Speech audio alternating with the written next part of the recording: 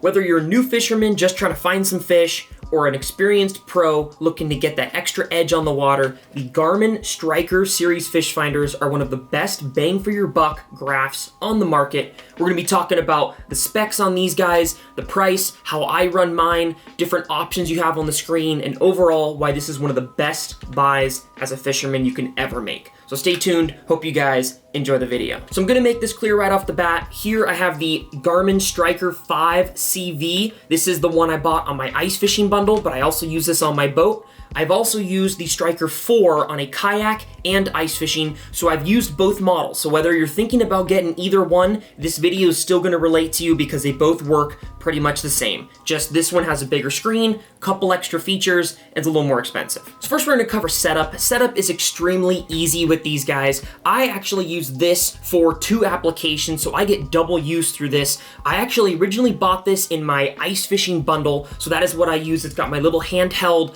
ice fishing kit, and I use that to basically cover water, find, mark fish, mark depths. That has been just a game changer in the ice fishing, in my ice fishing career. And then come about March, February, March, when that ice starts to thaw, I transfer it over to my pond prowler boat where I go out and fish for kokanee, bass, trout, everything in between, and that's where I use it to mark open water fish. So the nice thing about this is you can use this for whatever application. If you don't do ice fishing, just use it for a boat. If you don't use a boat, you just want to use it for ice fishing, that's totally fine. The one thing is you're going to need a different transducer. During the ice fishing season, you're gonna be using your cone transducer, and then when you switch it over to the boat, you're gonna go with your standard flat transducer. But luckily, they're not very expensive, so whatever one you originally buy it for, like 40, 50 bucks, you can get the other one. So it's not too bad. Setup for these guys literally could not be easier. The nice thing about this guy right here is the ice fishing kit. They give you a nice instruction manual to build everything. Basically, you get the battery in the back, you plug all the stuff in. It's really easy. They have it super well labeled, and you're pretty much done. It took me about like 25 minutes to build the ice fishing kit, and I'm ready to go. As for the boat, I built a mount. I have a little mount on the front of my boat, and I have a battery box which helps hold all the battery. I have a bunch of boat mods on those, so if you want to see more of that, you can check out my pond prowler modification videos. Sometimes in March, I can be ice fishing and running a boat in the same month, so it's really nice to be able to switch them on and off really quick. They make it so easy with these things, which is really nice. They just have the main 2 ports in the back. One's for power, one is for the transducer plug-in. That's it.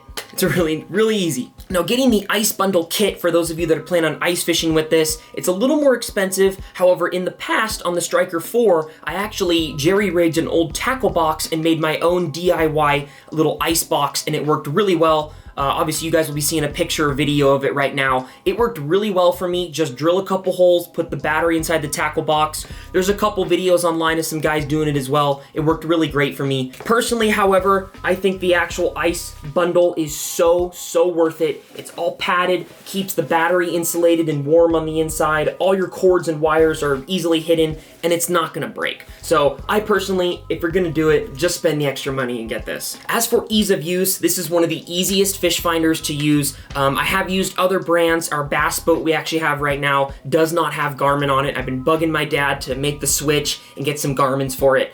I just understand these units inside and out compared to the other ones. This is kind of what I started with as well, so I'm a little biased here because that's kind of what I knew from the start. But in terms of, ease of use, making small adjustments with these are so easy. They definitely marketed this towards, beginner to intermediate fishermen that want an easy fish finder to just start marking fish, which is one thing that's just awesome, especially for that price point. Alrighty, folks, we're here out on a public pond. I'm just chilling on the dock, but I did chip a hole through the ice here, and we put the transducer in. I'll just show you guys just basics on how easy this is. If you'll notice, we just held the power button for a couple seconds, and you'll hear a beep start. This is kind of your home page, right? This is where you can choose between what type of sonar you want. If you were on a boat, you're gonna want traditional, and that's where you'll get this style. You can also add this as well. There's more in-depth videos out there that'll show you all the extra settings. But this is if you're on a boat, right? If you're trolling or cruising through, this is how you're gonna see the marks are gonna be in little checks, in the, usually the bottom. Oh my gosh. Oh my goodness. If you guys see that right there, that is a trout that just swam right underneath. That's exactly what I was talking about. I know the checks didn't explain it very well, but if you see that, it's that arch. So you're gonna look for those arches like that. That's awesome. I was really hoping a fish would come through the graph so you guys can see that. So if we exit out of this, right, and we go back to here, now we're gonna go to our flasher setting. So all you do is do the arrow here, and that's gonna move over to flasher. And as you see, there's another fish right there. So there's a fish right on the bottom. That's what that mark is. You notice he went away. So that was him swimming. He basically went one direction. I don't know where he went, but he went away from the fish finder. But that's what a fish is gonna look like on the flasher setting here. Now, I will show you guys how incredibly easy it is on these things to switch the gain and, your extra settings. So all you do is say if you're on this screen right here, you're going to hit these 3 dashes here. Another fish right on the bottom. You're gonna hit these 3 dashes right here, and it's gonna take you to this settings page. And here you can choose between the range, the frequency, the beam width. There's a whole bunch of stuff you can do here, but I'm gonna show you the gain. So we're gonna go over right to gain. And you can click it on auto. Right now it's on auto. So it's doing it for you. I like to customize mine, so you're just gonna go right here. And the second you start moving it, you notice it'll automatically do it for you. So as you go down, there isn't much disturbance right now, so you're not gonna see much. But for instance, you see that fish right there? If I were to up my gain, unfortunately he swam away, but the higher you put your gain, yes, you're going to catch things on the screen better, but you're also gonna have more interference. And if you notice, as I bumped this thing up, now it's all interference, and you don't want that, because that's too hard to read and watch all day. So there's kind of a certain happy medium here on what you want.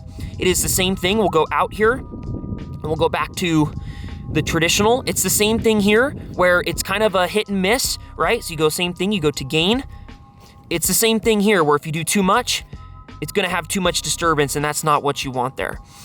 So when you go out here, you go back to your arrows, and you're back here. One more thing here that's really easy to adjust. If you go click those three lines, you go all the way down to sonar setup, and you can hit color scheme right here. And what's nice is you can go through and choose if you'd rather have this. You have classic blue, maroon. I mean, there is like any option you would want in here. I like the standard blue. I think, it reads the best. It's the easiest to see, but it's really nice. You can do that as well. There's a whole bunch of extra stuff you can do and get to know with these fish finders. They are packed with stuff, but those are just the easy, simple settings right off the bat to get you fishing. Now we'll talk about the price points for these guys. Some guys like the Plus. They make like a Striker 4 Plus and a Striker 5 Plus because it has the contour mapping. I personally don't use that as much because I've got Garmin Navionics, and that gives me most of the depth charts, so I don't really need to use that as much. But for those guys that do want it, it's like 30 bucks more. It's not too big of a deal. The Striker 4, just the fish finder itself, is going to be around 120 bucks. If you want to get it with the ice bundle, it's going to be around 170, 180.